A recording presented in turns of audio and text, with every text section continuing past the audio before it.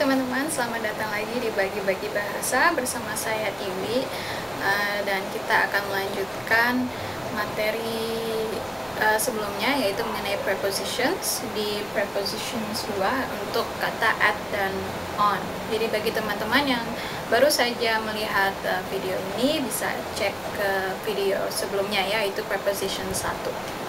Langsung aja kita lanjutkan. Di sini saya kategorikan dalam dua jenis, yaitu untuk place, position, dan time.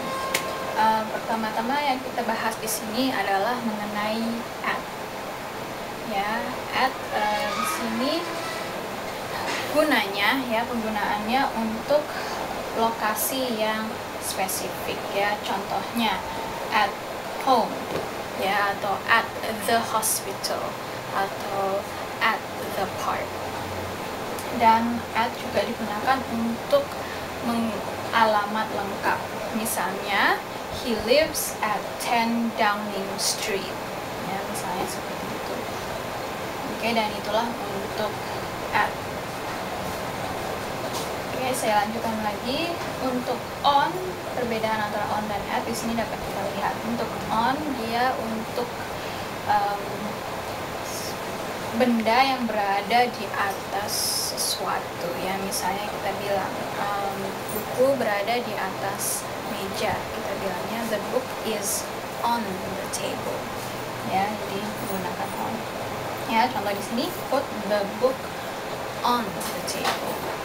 Dan on juga digunakan untuk mengungkapkan nama jalan, ya, atau kita tinggal di suatu jalan tertentu, ya. Bedakan ya on dan at. Di sini kalau at itu alamat lengkap, ya, ada nama jalannya dan juga nomor rumahnya. Sedangkan untuk on, I live on Rocket Street, di sini tidak ada nomor rumahnya. Jadi ini untuk hal yang lebih umum daripada at, ya. Selanjutnya kita akan masuk ke jenis waktu atau time, ya. Time di sini untuk at itu menunjukkan waktu yang spesifik, jadi waktu yang sudah ditentukan. Misalnya teman-teman janjian ketemu siapa gitu, ya, itu kita menggunakan at, ya. Meet me at 10:50 AM. Dan ini juga untuk mengungkapkan waktu berdasarkan waktu pada suatu hari. Misalnya waktu siang, tengah malam, yaitu menggunakan at, ya. At noon, tengah hari, dan at midnight, ya, pada waktu tengah malam. Oke. Dan kita di sini bandingkan dengan on dalam konteks waktu. On itu untuk mengungkapkan hari, ya. Misalnya pada hari Minggu, gitu, kita gunakan on Sunday, on Monday, dan sebagainya. Berikutnya on untuk menjelaskan tanggal, ya. Tanggal misalnya pada tanggal 14 Februari, on 14th of February. Jadi untuk mengungkapkan tanggal dan hari jangan gunakan in, tidak ada in Saturday, itu tidak ada. Jadi harusnya on. Oke, dan terakhir di sini kita bisa membuat frase, ya, atau gabungan lebih dari satu kata.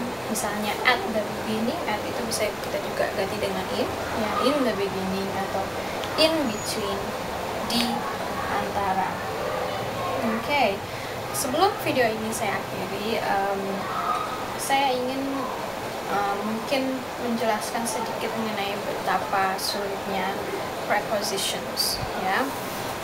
Preposition sering digunakan secara tidak tepat atau bahkan, ya, sampai salah kaprah.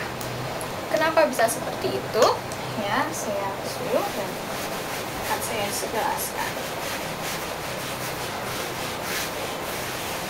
Oke, kesalahan fatal yang pertama yang biasa kita lakukan, namanya juga belajar, ya. Salah itu tidak merupakan suatu hal yang bukan suatu hal yang mesti dinilai terlalu tidak baik, gitu, ya. Salah itu wajar, gitu.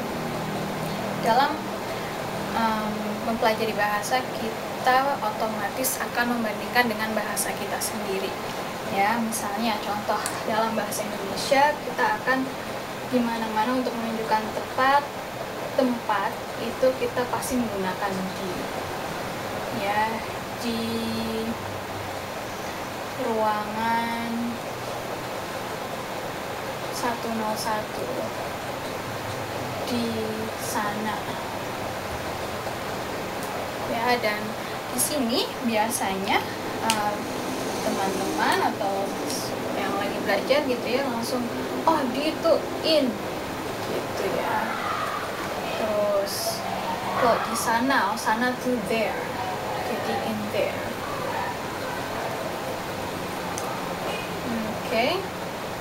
Dan terus misalnya di jalan gitu ya, misalnya kita tahu-tahu langsung bilang di itu in, terus jalan itu road gitu, terus langsung menggabungkan kata-kata tersebut.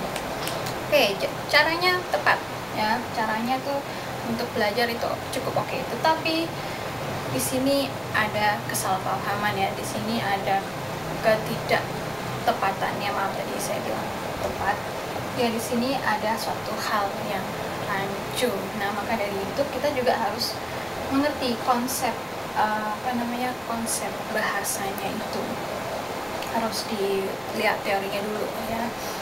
Nah, untuk mengatakan di sana itu betul kita bisa menggunakan in there, tetapi di sini pemahamannya menjadi di dalam ruangan itu ya, karena ada kata in. Ya, lain cerita kalau misalnya kita mau menunjuk di sana. Nah, di sana itu kan bisa ruangan, bisa tempat, bisa tempat umum, bisa tempat terbuka. Nah, kalau untuk hal seperti itu kita cukup menggunakan there. Nah, there ini itu sudah berarti di sana ya, tanpa menambahkan in, karena in itu khusus untuk ruangan. Oke, dan untuk ini in road itu jelas sudah tidak tepat ya. Maka apabila kita maksudnya untuk menunjukkan di atas jalan gitu ya, kita ganti dengan on ya. Dan road apabila itu spesifik ya, kita menggunakan artikel the, on the road ya, seperti itu. Nah, jadi pesan saya di sini, teman-teman jangan langsung menggabungkan kata-kata, dicek dulu ya kata-katanya sudah tepat, jenisnya sudah tepat, fungsinya. Kemudian salah satu contoh lagi ya sebelum kita akhiri adalah kata safety yang sering kali saya dengar di TV ya maupun di pembicaraan sehari-hari. Oke, dan saya sering mendengar kata ini digunakan seperti ini ya. Saya merasa lebih safety apabila saya dikawal dengan bodyguard. Dan benar atau tepat atau tidak tepat ya, sekali lagi itu tidak tepat, karena harusnya yang digunakan adalah safe, yaitu berarti aman. Jadi harusnya saya merasa lebih safe ya, lebih aman ya ketika saya dikawal dengan bodyguard contohnya. Jadi bukan safety ya, safety ini artinya keamanan ya, artinya keamanan. Misalnya tepat bisa digunakan seperti ini, untuk keamanan anak-anak saya ya, misalnya kalimat seperti itu menggunakan ini, untuk safety anak-anak saya. Nah, itu baru tepat, tapi bukannya saya merasa lebih safety. Oke, itu ya, jadi itu tadi, ditolong jangan asal mencaplok atau asal menggabungkan kata tanpa mengetahui konteksnya, tanpa mengetahui arti dan jenis katanya dan penggunaannya. Oke, itu pesan saya untuk materi dan sampai jumpa di materi prepositions selanjutnya. Sampai jumpa, see you.